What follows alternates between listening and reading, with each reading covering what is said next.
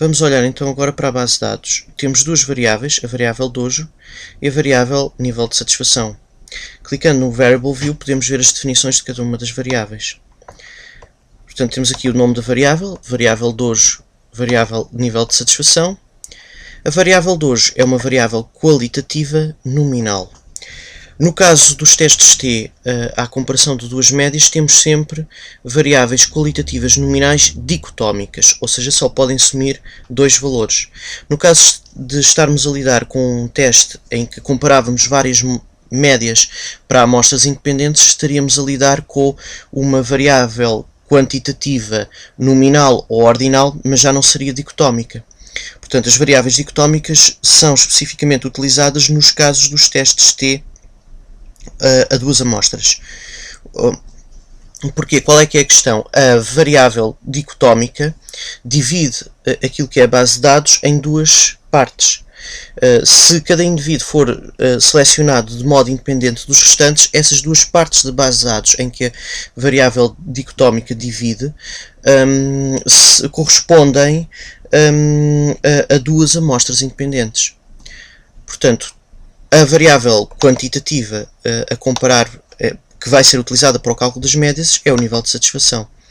Ora bem, então vamos ver, em termos de valores, no caso das variáveis qualitativas, quando temos mais do que uma alternativa que se repete ao longo da população, nessas variáveis qualitativas utilizam-se códigos numéricos. Isso já tínhamos visto no semestre anterior. Clicando nos três pontinhos, podemos ver a definição desses códigos numéricos. Então vemos que com o código 1 foi introduzido o valor da variável dojo A. Com o código 2 foi introduzido o valor da variável dojo B. Ambos estes códigos têm de ser fixados porque vão ser necessários mais adiante na definição dos grupos a testar no teste T. Portanto, tem de se fixar o número 1 para o dojo A, número 2 para o dojo B. Se tivéssemos utilizado, por exemplo, 0 dojo A, 1 dojo B, também tínhamos de fixar o código numérico que utilizamos. Agora, o facto de haver um código numérico não significa que a variável seja quantitativa. Ela não é quantitativa, é qualitativa nominal dicotómica. A questão do qualitativo e ter um código numérico é que o código numérico é uma mera facilidade do SPSS para introduzir os dados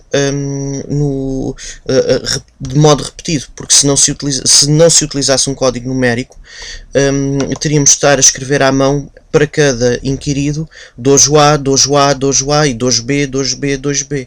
Portanto, utiliza-se um código numérico para facilitar a introdução dos dados na base de dados, mas não mais. Portanto, este código numérico é simplesmente uma correspondência, um código interno para o SPSS, mas o valor concreto da variável é dojo A e dojo B, e trata-se de uma variável dicotómica, pois apenas pode assumir dois valores. Clicando em OK, vamos então ver os valores da base de dados. Clicando no Data View, aqui em baixo, podemos ver então,